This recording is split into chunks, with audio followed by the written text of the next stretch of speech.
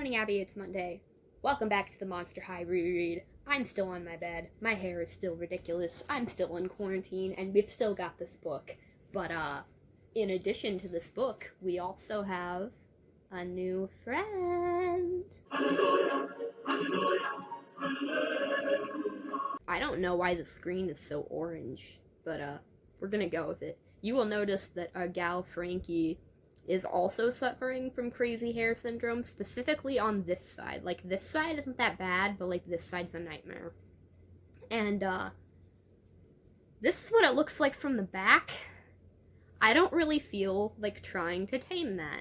Not to mention, touching these dolls' hair is extremely disgusting. Like, Frankie and Claudine both. Their hair feels like when you're taking, like, a bath or shower, but you get distracted thinking about other stuff, so then instead of, like, properly lathering and rinsing your hair, you just kind of, like, dump shampoo in it, and then, like, just briefly wash it out, and then you get out of the shower, and you're like, oh, why is my hair so greasy? I thought I washed it, and it's like, plot twist, your hair is greasy because you didn't actually wash it, idiot. So, for an overview of our girl, Frankie here, I don't know why the camera keeps turning orange. For an overview, she's got, like, the slightly curled hair. She's got, like, a little bit of it in, like, a ponytail back here, and it's supposed to go over the rest of this catastrophe.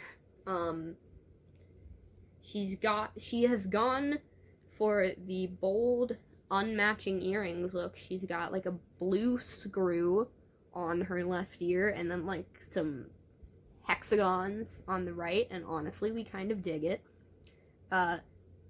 She's coming up as more like a pale blue or white on the camera, but I promise you she is actually green. Brown eyebrows. Bit of a bold choice, but we respect it. She's got, like, a very sunken eye look going on with her eyeshadow. She's got, like, a lot of gray behind her actual, like, formal eyeshadow. She's got heterochromia. One green eye, one blue. Got some blue lipstick that's actually a really pretty blue color. And one thing I discovered by accident, her head squishes. It squishes, guys. I don't know how I feel about that. As you can see, Frankie is wearing a blue blouse with what's on it actually. I didn't look. Oh, it's like screws and bolts. And like the Eiffel Tower, I think. So yeah, that's cool. She's got like a stitch pattern skirt that's honestly really cute. And then these boots, they've got lightning bolts on the inside. These boots are, like, straight up something Lady Gaga would wear, and I am living for it, especially because Frankie in this book is a Lady Gaga fan. One of her lightning bolts is covered up with, like, stitches. Oh, it's because she's imperfect and she doesn't have stitches on all of the same places. I like that. That's a cool design. Because Frankie is Frankenstein's daughter and she's a mishmashed freak of nature, her limbs sometimes come off in the Monster High webisodes, and guess what? You can do that with the dolls. I don't know if that's an intended feature, or if it's just the dolls being cheap, but you can do it, and you can snap it back on. I was playing around with the hands, and I noticed that the hands are significantly harder to get on and off. Like, you have to twist at it. And then to get it back in, you have to, like, press at it. For a hot second, I was worried that I legitimately broke her hand and that I was gonna have to deal with that for the video. Come on, Frankie. You need hands. They're kind of important, gal. Yeah, there you go. It's back on, I think. Yeah. Can I do it with her legs? I'm afraid to try.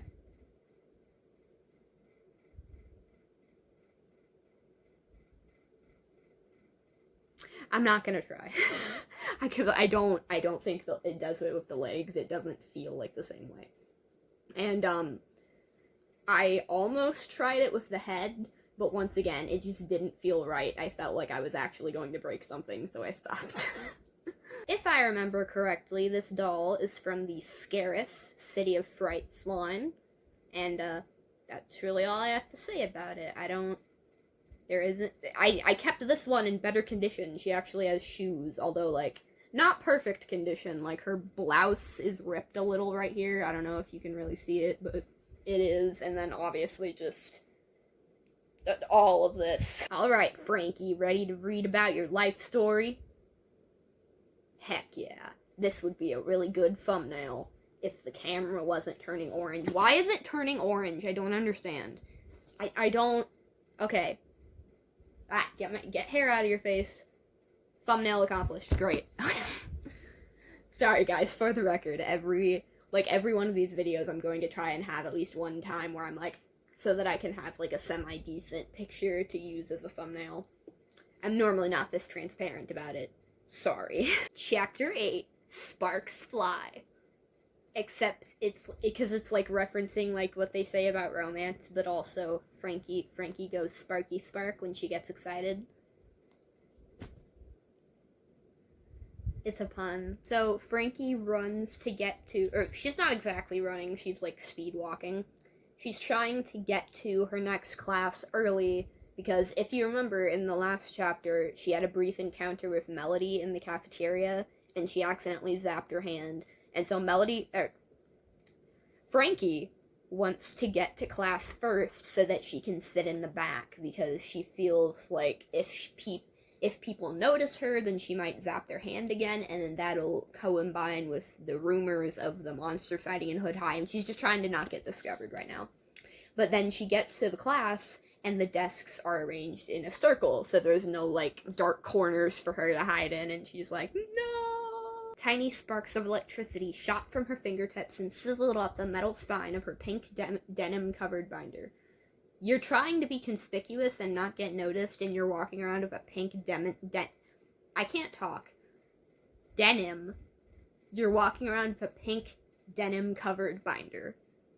Was that a thing people did in 2010? That might have been a thing people did in 2010, but I don't think it was. What's with the circle? An above-average-looking boy entered the room. Just something about what's with the circle combined with above-average-looking boy really makes me laugh, and I don't know why. I mean, that's a character introduction right there. He stood by the door, his head cocked as if admiring art in the Louvre. Only he was admiring Frankie. I'm thinking we should turn this circle into a heart. He lifted a globe from the shelf and spun it on his finger like a basketball. Oh, God. Frankie lowered her eyes, wishing she could fire back with something equally flirtatious and cool. Want to see me burn your initials on this desk with my finger? If there happen to be any guys watching this, if a girl offered to burn your initials into the desk with her finger, would you find that intriguing? I'm genuinely curious, because I feel like some people would be like, no, that's scary, and then other people would be like, hell yeah. So Frankie sits down, the boy sits right next to her, he introduces himself as DJ, and he tries to shake her hand, but Frankie is afraid of sparking, so she just kind of nods. So then he taps her on the shoulder, and then she accidentally zaps him. And he's like, well, aren't you the little firecracker? And so now Frankie's, like, freaking out and having an anxiety attack because she just zapped somebody, and also cute boy. The class began to fill up quickly, and two girls, in mid-conversation, filled the empty seats behind Frankie.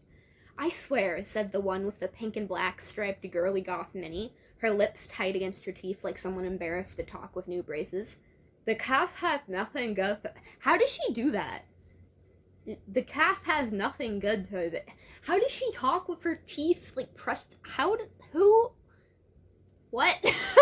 I'm sorry, but now the entire book, I'm just gonna imagine this girl talking like that, and everyone just doesn't question it. Also, she says the calf has nothing good for vegans. Who calls the cafeteria the calf? Not in my universe. The next character who is introduced here is going to require me to do an Australian accent. I am sorry. Why not give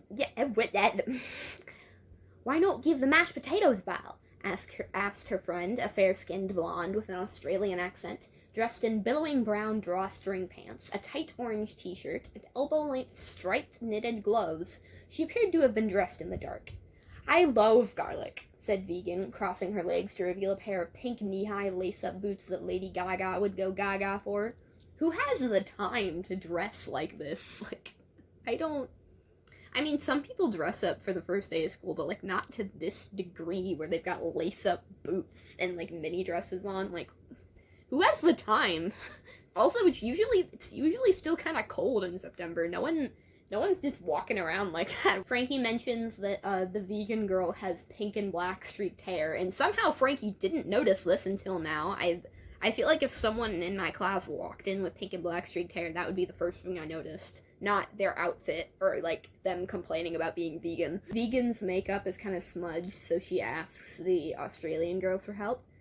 "It's not easy," she whispered. "You've got lippy where your blush should be. Looks like you were caught in a paintball bingo. I can't talk in my normal voice. How the heck am I gonna keep up an Australian accent and a lip close to mouth, whatever the supposed to be?" "Faster," murmured the vegan, "before he sees me like this." There was only one he in the class, and he was sitting beside Frankie, whispering "firecracker" to get her attention. Frankie looked straight ahead and accidentally locked eyes with the ridiculously hot boy entering the room. These teen novels make it seem like everywhere you go in your life, you either have friends behind you or boys trying to flirt with you. That has not been my experience at all. Literally, I want one of these teen novels to just be 200 pages of nothing happening.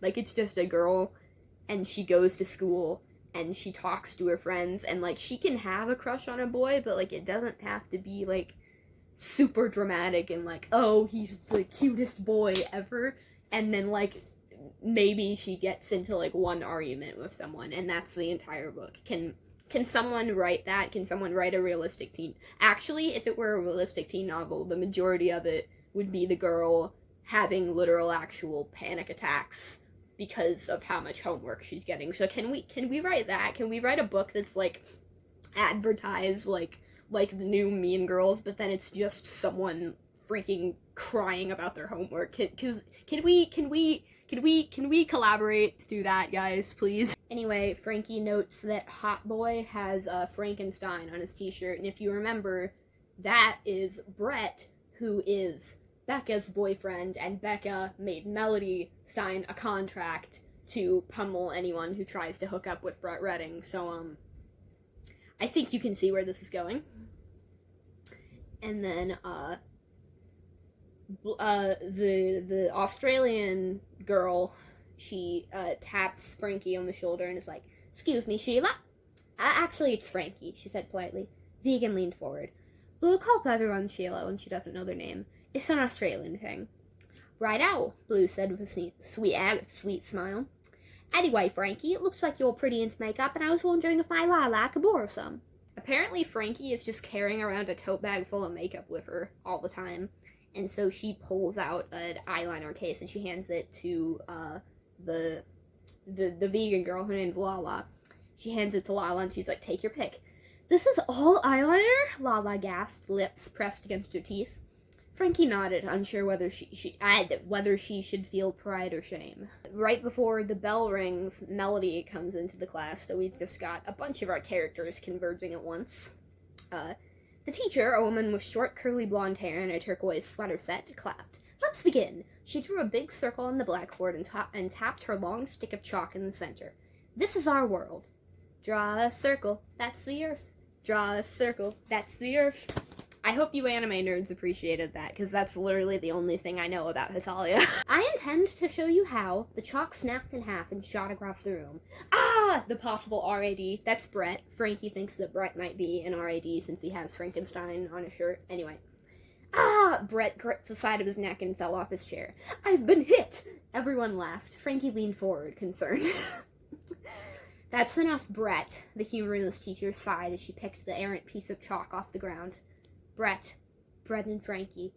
Fret. Frankie B, just like the jeans. No matter how she said it, they sounded great together. He crawled back onto his chair and locked eyes with Frankie, making her spark more. For an instant, it felt as though his performance was just for her. It's not. He's just being an idiot. Sorry to get your hopes up, Frankie, but it's not. Over the span of the next 45 minutes, Frankie managed to glean that Lala had a crush on DJ, that DJ had a crush on Firecracker, that Lala could have DJ because while he was cute, he didn't have Brett's mysterious edge, and that Melody's RADR must have been, as in like radar, but with RAD, anyway, must have been beeping because she could not stop staring at DJ, who could not stop trying to get re-zapped. It took a tremendous amount of physical control, which felt like trying not to think, which felt like not being able to breathe, which felt like being dead, for Frankie not to light up like Vegas. So Frankie goes into one of the bathroom stalls and she lets all of her electricity go and she flushes the toilet multiple times to cover the sound. And then when she comes out, Lala and Blue, the Australian girl, are there.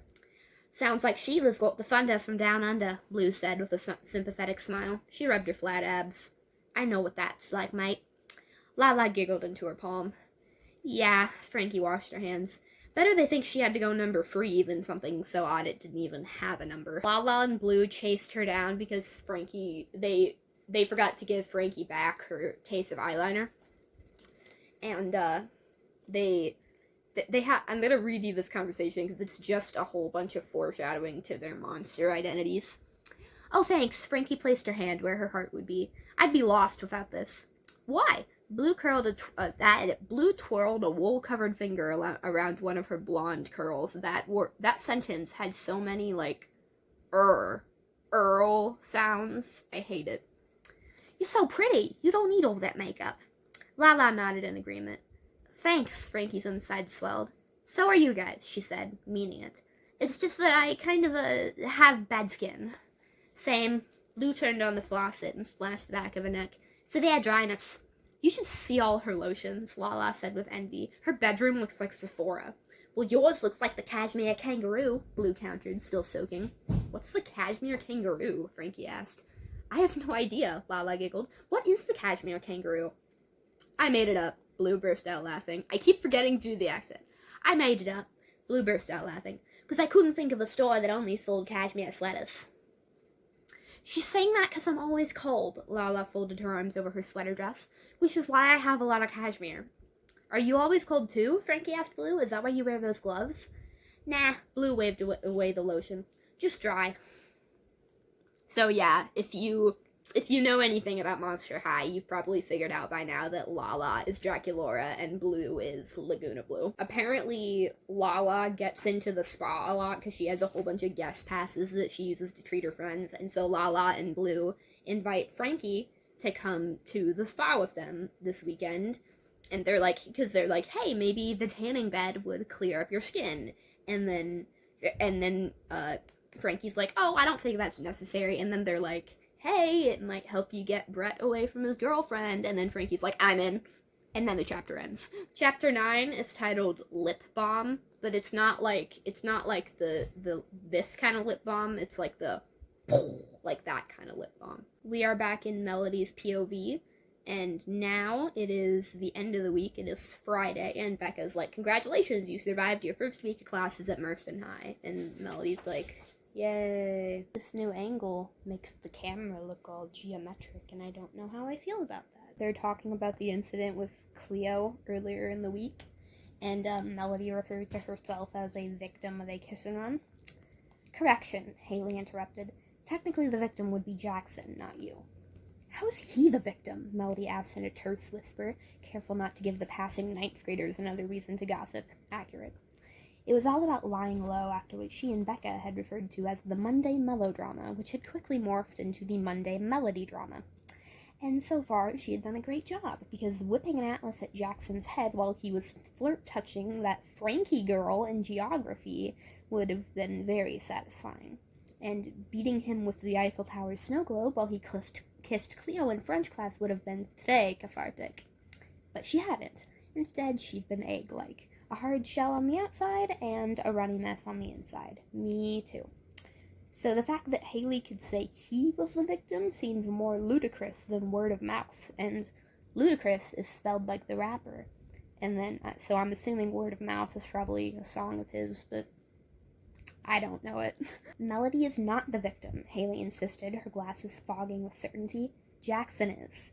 She pointed at the double doors where a cluster of students had gathered to wait for a break in the rain.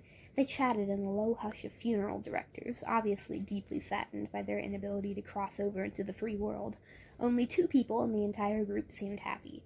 Cleo and the tanned, muscular boy wearing dark sunglasses and a green and white striped ski cap, because they were making out. Also, they're upset because they can't go home. Like, just learn to walk in the rain or get a ride home with someone. People don't stand around waiting for the rain to end. They just go and they get through it like babies. Becca and Melody admit that technically, with this new development, Jackson is the victim of the kiss and run. Who's that guy? Melody stopped to fake a drink from the water fountain so she could get a better look. His name is Deuce. What? You could not have that name in a modern American high school without constantly having poop jokes made about you. I'm sorry. I don't care how cool you are, how Greek you are. People are making fun of you with that name. His name is Deuce, Becca explained, faking a drink after Melody. He spends the summers in Greece with his family. He just got back. He's not as cute as Brett, but he's still super cute.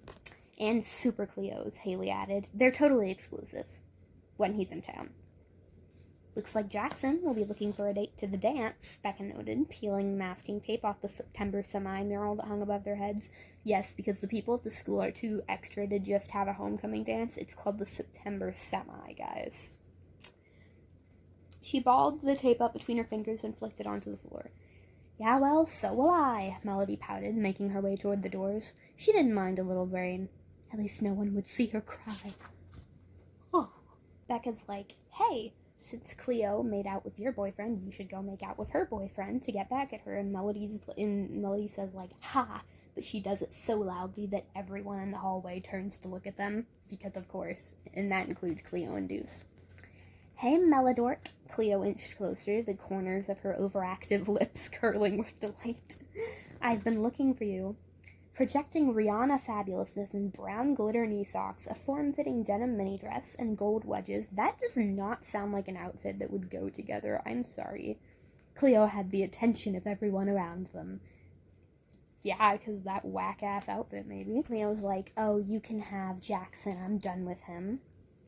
And then they look down the hallway, and Jackson is coming down the hallway. He was walking towards them carrying a fistful of ceramic flowers he must have made in art class. His glasses hid the expression in his eyes, but Melody could tell by his tentative gait that he was nervous. I may be through with him, Cleo licked her glossy lips. Why is everyone just licking and glossing their lips in this story? I'm so weirded out. But he's obviously not through with me. She pouted inside. Poor guy. Look at those pathetic flowers. No girl's going to choose geek when she could have Greek. Cleo mussed Melody's black hair condescendingly. Except you, she laughed. Also, I just realized that Cleo and Deuce being together is supposed to be like an analog for like Mark Antony and Cleopatra, because it's an Egyptian girl with like a Greco-Roman guy. I just now realized that, guys. My mind is blown. Melody looked directly into Cleo's eyes, her heart beating like a battle drum. But Cleo glared back, refusing to back down from whatever it was they were really fighting over. Territory? PT status? Grapes? Can someone please write a book about 2 high school girls arguing about over grapes? I would actually read that. Melody told herself that Cleo was a typical bully just testing the new girl, that she should fight her hate with love. Lie low, Dad, be the bigger person, walk away, stay out of trouble, and then there's literally like 15 different metaphors for just moving on listed. I'm not going to read all of them. And then Cleo winked at Jackson. Not because she liked him, but because she didn't, and Melody did. Crack.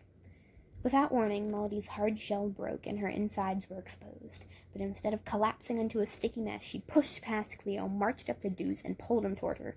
Somehow she found his lips and... They're kissing, guys. Holy fucking shit.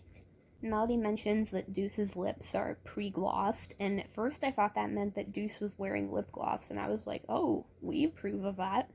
But then it's so that Cleo's lip gloss is on his lips, and now Melody's kissing that, and that's kind of gross. Melody pulls away, and she's not thinking about, like, getting revenge on Cleo or making Haley and Becca happy. She's just wondering about how Jackson's gonna react. Sorry, Melody mumbled softly to Deuce.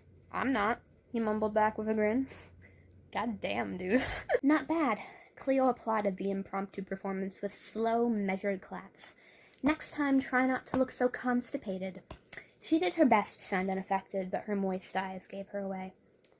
Melody didn't respond. Instead, she searched Cleo's hands for Jackson's ceramic flowers, but the ring-clad fists held nothing except anger. Jackson was gone. Are you okay? Cleo asked Deuce as if he'd been attacked. Her expression was strained. She was fighting her bucking cool with the determination of a bull rider. I don't know. Appearing dazed, Deuce rubbed his tanned forehead. What happened? He asked, leaning against the wall as though he might pass out. He could kiss, but he couldn't act. Melody runs out into the parking lot, and there's actually some good description, because, she talks about a row of headlights a student pickup colored the slick asphalt like a giant highlighter spill. I thought that was good writing. Wait up, superstar, Becca called, splashing down the steps in her yellow Wellingtons with Haley by her side. Melody stopped suddenly. Not because Becca wanted her to, but because there was something in the puddle by her soaked black Converse, and it was worth stopping for. Uh-oh, Becca groaned. Haley gasped. Melody had no words. Everything that needed to be said was carved in narrow script on one of the petals in the smashed ceramic bouquet. For Melody. Drama, guys. Chapter 10, Bolts and All. We open with Frankie going out of her driveway to get into a car to go to the spa with Lala Blue and two other girls that she hasn't met. Have fun at the library, Rebecca called over a boom of thunder. She tightened her black scarf. Thanks, Frankie answered, and as a tiny spark of electricity escaped her fingers and scurried up the umbrella pole. It was her first lie, and it felt even worse than she had imagined. Dark, heavy, lonely. But if her parents knew she was going to a normie spa with Blue, Lala, and two voltage girls she had seen around school but hadn't met, they would stress about skin exposure. And when Lala mentioned the kids that had been lying to their parents for centuries, Frankie decided to give it a try. After all, Vic and Viv wanted her to fit in with the normies, so if this was what normies did... this totally isn't gonna end terribly. Blue pokes her head out of the car and she's like, "Good day, Mr. and Mrs. Stein," and like the fact that it's Blue seems to calm them a little bit. "How are your aunt and uncle liking this rain?" Victor asked with a trace of familiarity. "Loving it." She opened her mouth and lifted her face to the cloud-covered sky. So once again, more foreshadowing. "Wow," says Frankie. "This is one serious pimped-out ride." Oh no. "Thanks," Lala smiled, her lips hugging her teeth. "They boarded off Beyonce," Blue teased. "Wouldn't it be JB?" said the dark-haired stranger behind her. "I like Jayonce," added the girl next to the window. They all giggled. Are we supposed to legitimately believe that Lala bought a car off of Beyonce and Jay-Z? And we're just supposed to brush that off and instead worry about the ship name for Beyonce and Jay-Z? "I'm Frankie," she smiled, mindful not to shake their hands. "Cleo," said the girl beside her. She had sad eyes that matched her electric blue off-the-shoulder tee and the most voltage gold streaks in her hair. Frankie wondered how such an exotic beauty could be so forlorn. So, I noticed this in the last review that I did, but that one chapter with Melody and Cleo and all that was taking so long for me to get through. I was like, I can just address this at a different time. So we're going to address it now.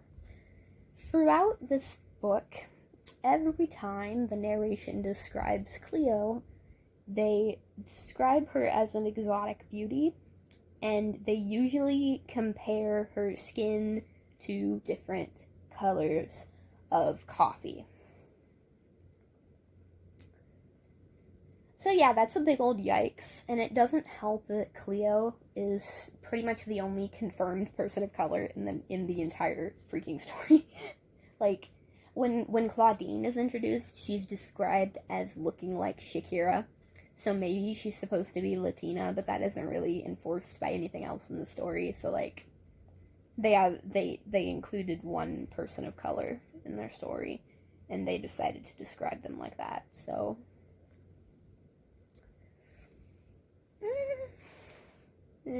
How could anything be bad when you looked like her? Were her tiger-striped leggings too tight? That's just so... It's so shallow. I don't even know what else to say to that. Frankie describes Claudine as well. I'm not gonna read it just because I'm running out of storage space on my phone. It's nice to meet you both, Frankie beamed, folding her arms over her embarrassing peach-colored turtleneck sweater dress. The hideous color matched her makeup in case of smudges. The prim cut was designed to cover her skin, and the black leggings and over-the-knee flat boots were the result of an hour-long argument with Viveka that, fortunately, Frankie won. Did her mom really expect her to wear peach-colored tights, too? Maybe if she was a toddler working the Easter pageant circuit, but this girl wanted friends. Lala, screeches out of the Steins' driveway while blaring, I got a feeling that tonight's gonna be a good night. That song. So, Claudine mentions that she's hot, and she has, a fur scarf around her neck, so Frankie suggests maybe you should take off your scarf, and then everyone, reacts weirdly to it, and Frankie feels bad because she doesn't know, how she offended Claudine. She was just trying to help, and then she tries to keep on talking, but then Cleo, kicks her in the leg. The conversation turns a bit angstier because, Lala is upset with Cleo for making out with her crush all week. Now, if you'll remember, Lala has a crush on DJ, who has a crush on Frankie, but Melody said that Jackson was the one flirting with Frankie in geography class. He's Jackson Jekyll. I don't know how to hide it anymore, guys. He's Jackson Jekyll. It's not hard to figure out. Lala's upset because she thinks that Cleo is trying to get in on her man. La, I was doing it for you. Cleo rested a hand on her friend's pink cashmere-clad shoulder. He was hanging out with that new girl, Melodort, and, well, what? Lala sniffed. She's prettier than me? No! This is straight up me when my friends try to talk bad about themselves. Blue, Claudine, and Cleo shouted. Most people probably would argue that Melody was prettier, letting her classic good looks trump Lala's out-there style.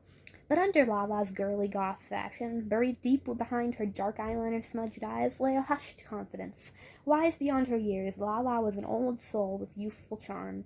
It was an intriguing combination that made Frankie believe anything was possible.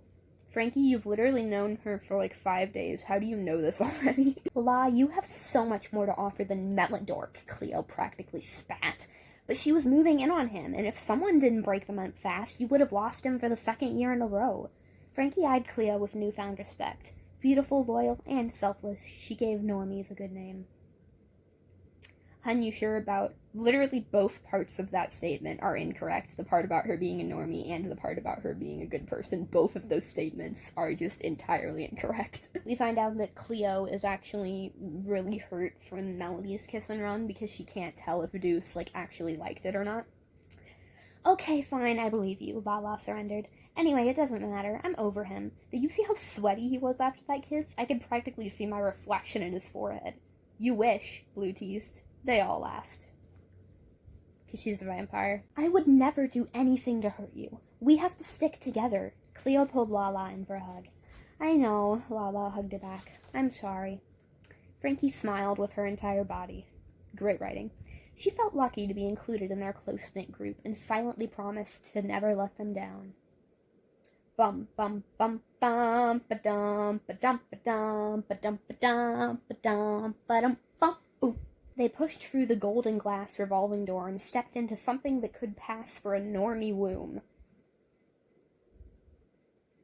I never want to go to a spa in my life. They get checked in by this lady, and afterwards she says, Namaste, she cooed, a brown ponytail flopping over as she bowed.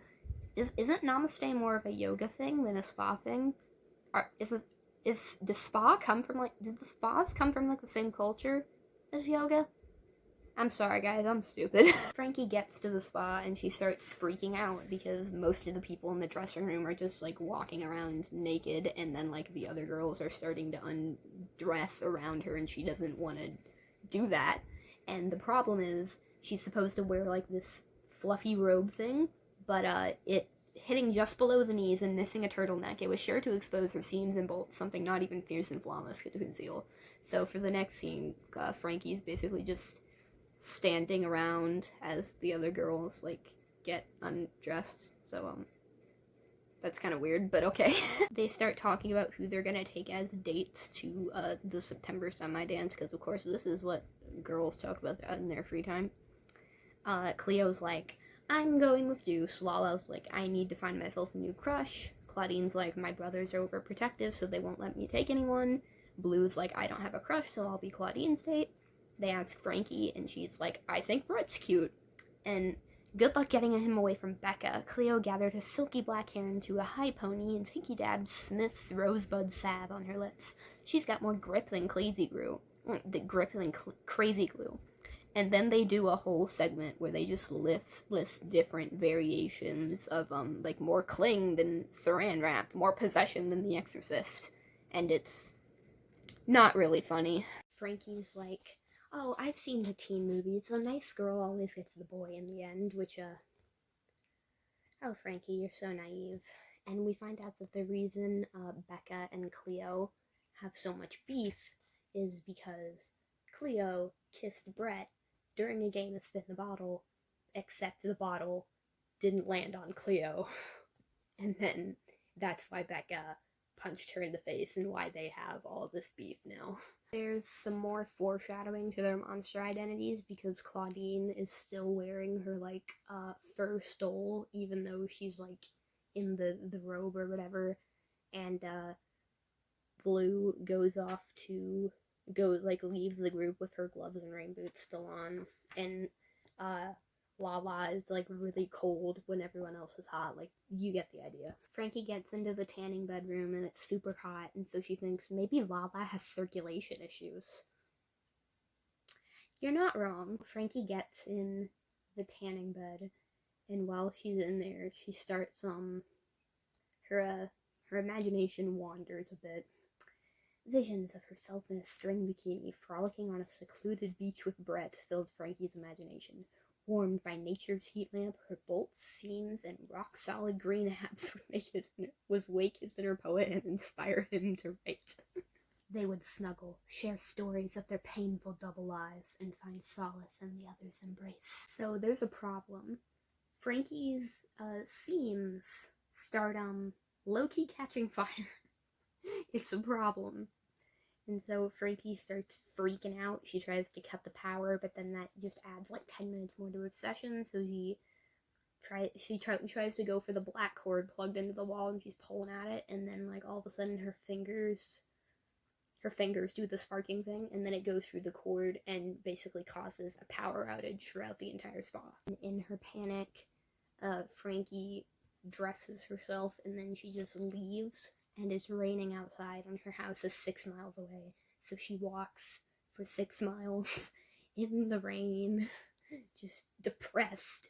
And then, just to put the cherry on top, a green BMW SUV, that's Melody's parents' car, by the way, sped by, its tires parting a puddle that rose up like the Red Sea. One wave smacked the passenger side door.